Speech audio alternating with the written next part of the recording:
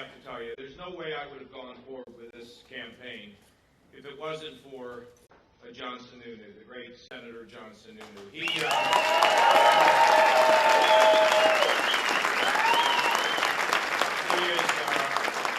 such a great partner. He's so smart, and he's so disciplined, and he's just a great, great friend of mine. And we also want to spend a little time thanking former Senator Gordon Humphrey. Now, this guy...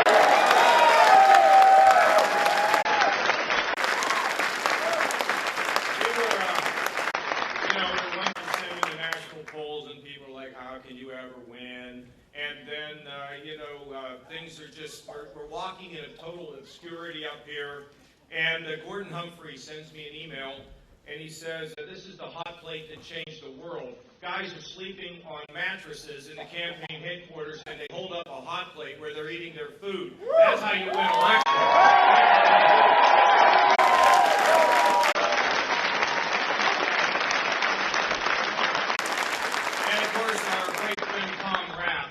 Attorney General. He's been one of the best guys I've ever.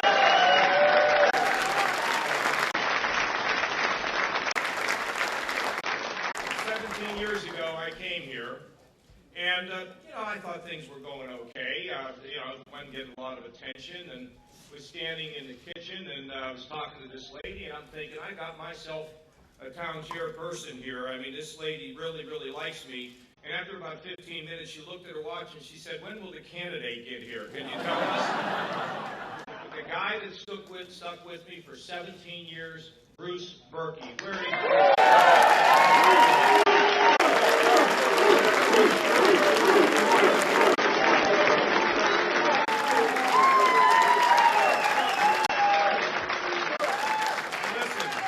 Listen, I want to tell you, and there's just no way to say this appropriately.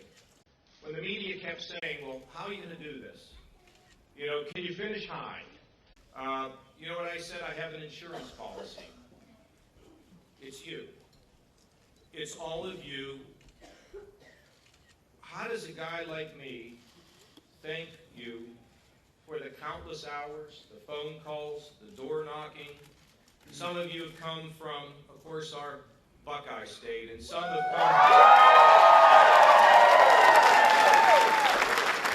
come from Virginia, and some have come from Maryland and New York and Connecticut, and today, all the way from Seattle, and a guy that, New Haven, okay, a guy flew in from London, England, to do that.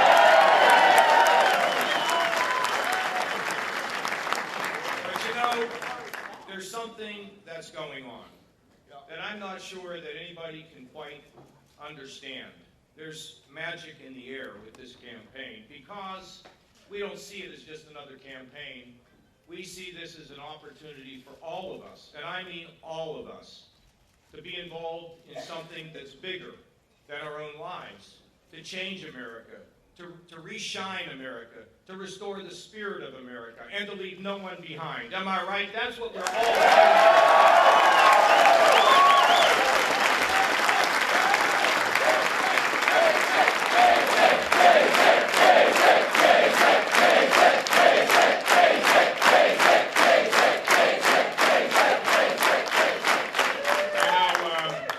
something big happened tonight.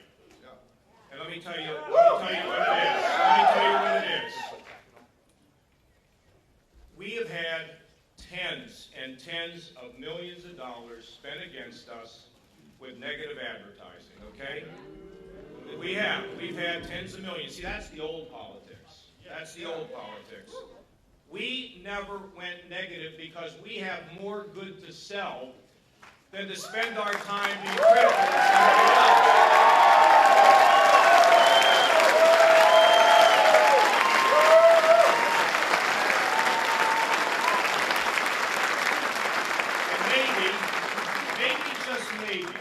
In a time when clearly change is in the air, maybe, just maybe, we are turning the page on a dark part of American politics, because tonight the light overcame the darkness of negative politics.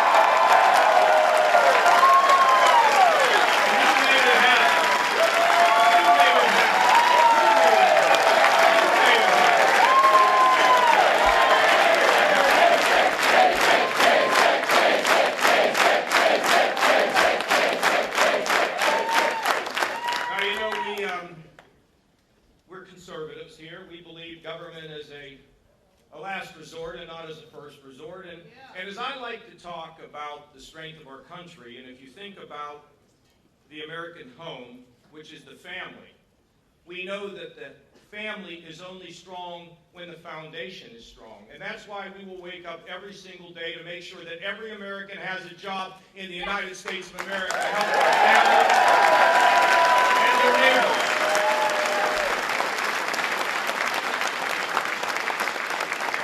And when I'm President of the United States,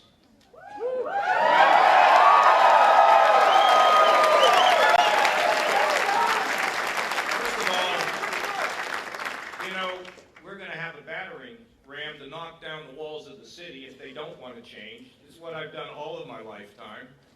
But here's what we're going to tell people, I believe, and you think about it, and I hope you agree.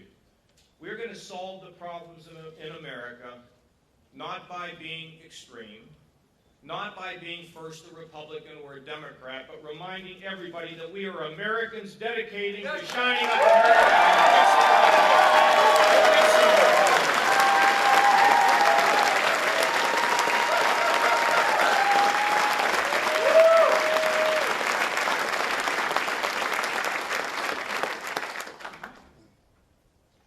This campaign's changed me. The people of New Hampshire, the wonderful people of New Hampshire have changed me. And I want to tell you how it happened. I don't know, I don't know if it happened in the first 25 town halls or the second 25 or the third 25.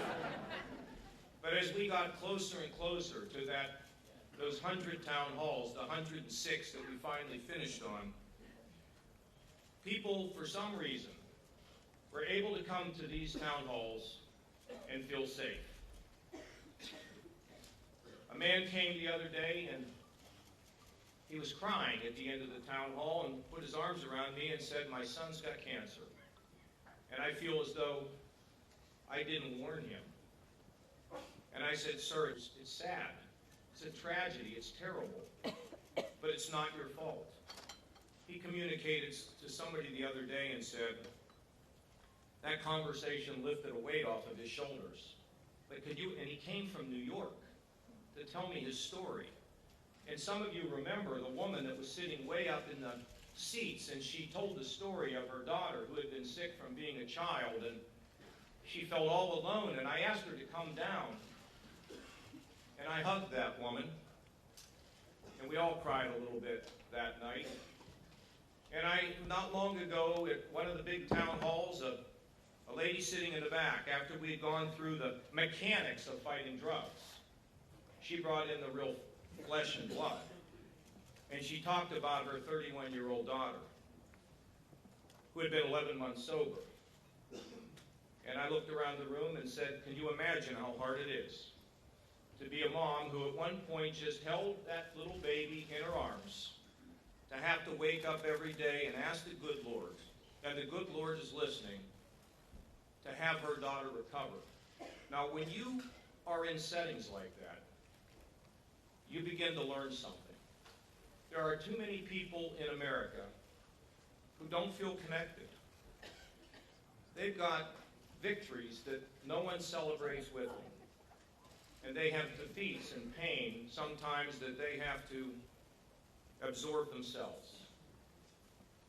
I'll tell you what I really think we need. We need this economic growth and the job creation.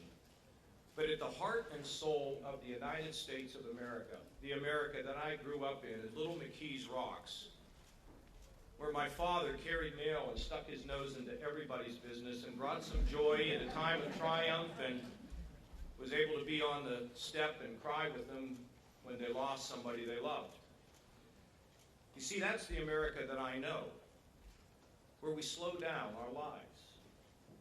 We slow down our lives, and let's just leave this hall tonight, and I would ask you to just reflect on this.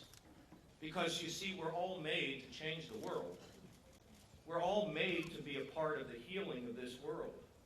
And if we would just slow down, and by the way, heal the divisions within our own families, be willing to listen to the person that lives next door when you're in such a hurry to get out of the driveway, or such a hurry to get out of the shopping center, just slow down. Look them in the eye. Give them a hug. You see, it doesn't take government.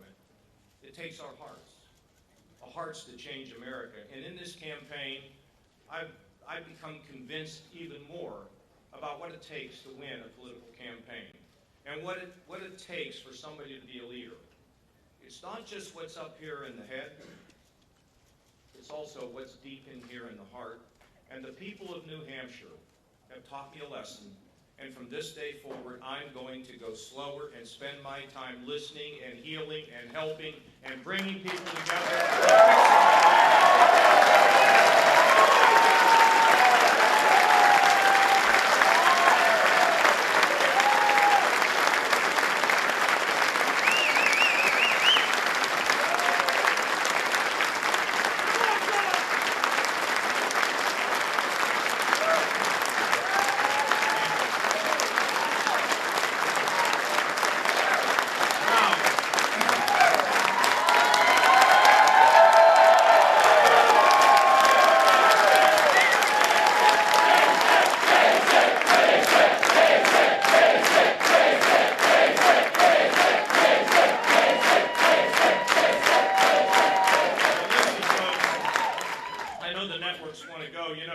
Bernie talked so long, I thought he was going to hit his 77th birthday. And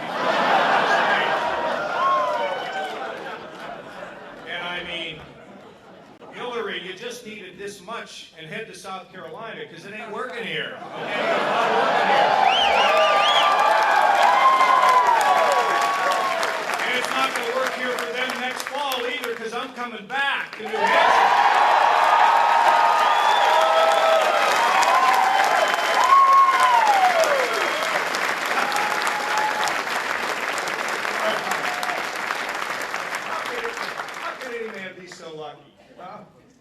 To have all of you to be so happy about life and family and the fact that the Lord's blessed me.